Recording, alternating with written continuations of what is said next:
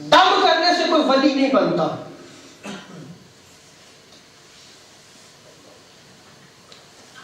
کسی کتب حدیث تصوف میں جو ہے وہ جو مقامات تصوف ہوتے ہیں کہیں بھی یہ نہیں لکھا ہوا کہ ایک شخص نے اتنے دم کیے، ہزاروں لاکھوں لوگ موجود تھے اور اتنے زیادہ دم کیے کہ وہ مقام ولایت پہ فائز ہو گیا.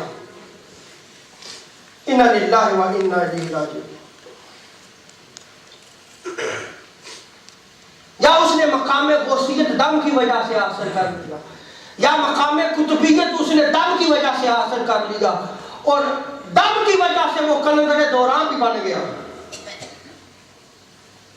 کہیں یہ تعریف موجود نہیں ہے.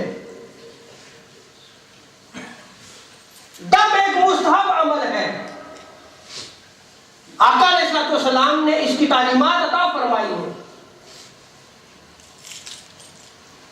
ولی کامل دم کی وجہ سے نہیں بنتا. اور ہم لوگ جو ہے وہ کیا دیکھتے ہیں جی، بڑے لوگ شفایاب ہو رہے ہیں، بڑی دنیا امڑ کے جاتی ہے دیکھیں، اور وہ بھی ایک یا دو تسبیح میں دم کر کے جو ہے وہ پھر پیر طریقت، رہبر شریعت، قلندر دوران، انا للہ و انا الیہ راجعون سارے ٹائٹل جو وہ لگ رہے ہیں. کیا ڈرامہ لگا رہے ہیں؟ اس طرح ولی کوئی نہیں بنتا. اور یاد رکھ لیں، جب تک حضور کا دین زندہ ہے، علماء حق زندہ ہے، یہ ٹھگ کبھی بھی جو ہے وہ اسلام میں آ کر اور اسلام کا لبادہ اوڑھ کر اور تصوف کا لبادہ اوڑھ کر صوفی نہیں بن سکتے. وہ جو ولی بن رہا ہے، قرآن و سنت کی تلوار ہمیشہ اس کے اوپر لٹکتی رہے گی.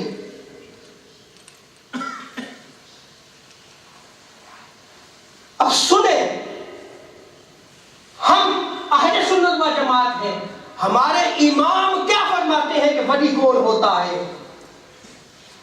پھر ہمارا مذاق کیوں نہ اڑایا جائے کہ تم اس فرقے سے کیا تعلق رکھتے ہو جس میں ڈیجیٹل جو ہے وہ دم کرنے والے پیر بھی موجود ہیں. کیا بندہ دفاع کرے پھر؟ یعنی بے عملی اور بے علمی کی انتہا ہو چکی. امام محمد رضا خان بریلوی رحمت اللہ تعالی علیہ فتاوی رضویہ میں کیا فرماتے ہیں کہ جو صاحب سجادہ نشین ہو،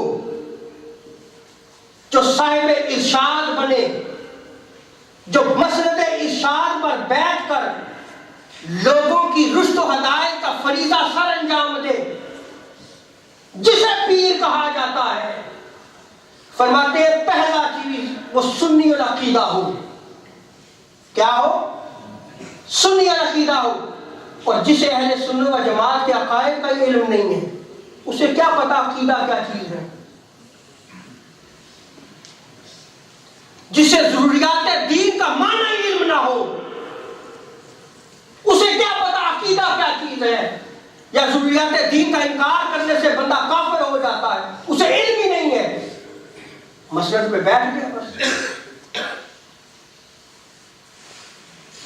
آگے آپ دوسری شرط فرماتے ہیں کہ ضروری علم ہونا شرط ہے، اس لیے کہ بے علم خدا کو نہیں پہچان سکتے. بے علم خدا کو نہیں پہچان سکتے. اب وہ علم جو سید اعلیٰ حضرت نے نقل کیا وہ اردو کتابیں پڑھ کے عالم ہونا نہیں ہے، یہ بھی یاد رکھیں. وہ قرآن اور سنت سے کوئی بھی اگر شرعی مسئلہ سے پیدا ہوتا ہے خود پڑھ کر نکال لے، سمجھ سکے. وہ ضروری علم بھی اس کے پاس ہونا ضروری ہے. تیسری شرط آپ فرماتے ہیں گناہ کبیرہ سے پرہیز کرتا ہو. اور چوتھی چیز آپ نے فرمائی ہے کہ اجازت صحیح متصل ہو. اجازت صحیح متصل ہو. اور امام شارانی رحمت اللہ تعالی علیہ فرماتے ہیں کہ جو شخص کہے کہ اولیاء کرام کو کتاب و سنت کا علم نہیں وہ جھوٹا ہے. یہ وہ امام شارانی ہے آپ شافعی ہیں، آپ احناف علماء کے ساتھ بیٹھ کے آپ نے ڈائریکٹ بخاری شریف آقا علیہ السلام سے پڑھی ہے، وہ امام ہے آپ۔ امام مالک فرماتے ہیں کہ باطن کا علم اسی کو عطا ہوتا ہے جو علم ظاہر کو جانتا ہے، یعنی شریعت کو جاننے والا ہے۔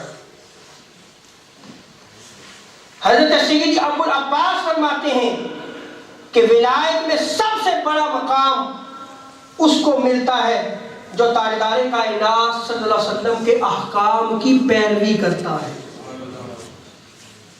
اب وہ احکام جو ہے وہ قرآن میں موجود ہے، احادیث میں موجود ہے، اور اگر اسے احکام کا ہی علم نہیں ہے تو اس نے ولی کیا بننا ہے؟ وہ مسجد ارشاد میں کیسے بیٹھ سکتا ہے؟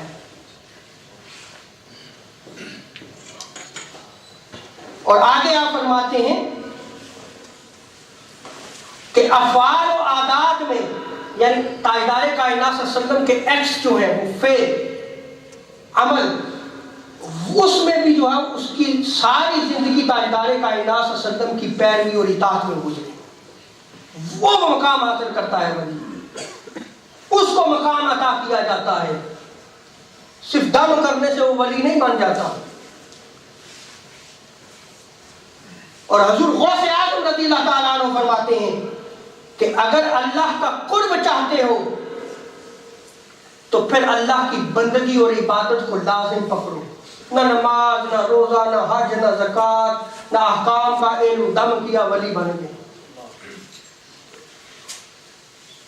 آگے فرماتے ہیں، غوث اعظم فرماتے ہیں کہ بندگی اور عبادت کو لازم پکڑے اور شریعت کی گرہ کو تھام کر رکھے، یعنی شریعت کا علم رکھے۔ وہ خود غوث اعظم رضی اللہ تعالیٰ عنہ کو دیکھیں، آپ اپنے شعر میں فرماتے ہیں کہ میں علم حاصل کرتا رہا یہاں تک کہ میں نے مقام قطبیت کو حاصل کیا۔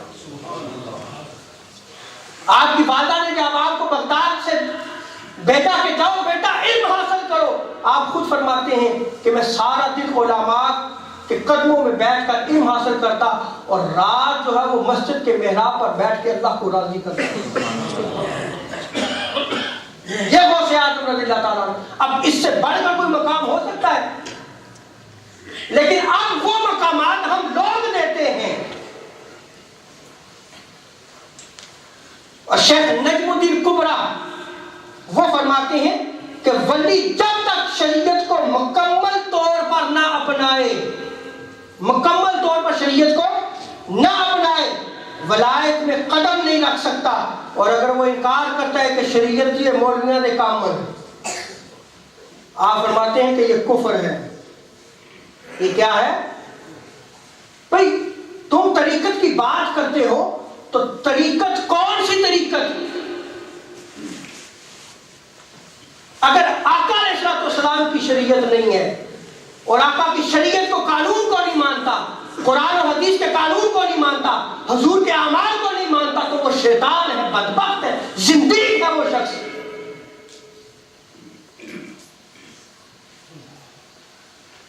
اور آگے شیخ سہروردی رحمۃ اللہ تعالیٰ علیہ فرماتے ہیں کہ ہمارا عقیدہ ہے کہ جس کے ہاتھ پر خوارق عادات ظاہر ہوں، یہ میریکلز جسے کہتے ہیں، کہتے ہیں بڑی شفا ہو رہی ہے۔ سنیں کیا کہتے ہیں آپ فرماتے ہیں کہ اگر وہ شریعت کے احکام کا پابند نہ ہو تو بچو اس سے، کیونکہ وہ زندیق ہے۔ وہ کیا ہے؟ زندیق ہے۔ اور آگے فرماتے ہیں کہ جو اس کے ہاتھ پر ظاہر ہو رہا ہے کہ تم دیکھ رہے ہو کہ شفا یابی ہو رہی ہے، فرماتے ہیں کہ وہ مکر و استدراج ہے، شیطانی عمل ہے۔ کیا ہے؟ شیطانی عمل ہے۔ اور ہماری حالت کیا ہوگی؟ یہی جھوٹے پیر، نام نہاد، پیسے کمانے والے عامل باباؤں کے پاس ہم جاتے ہیں، ان کا بزنس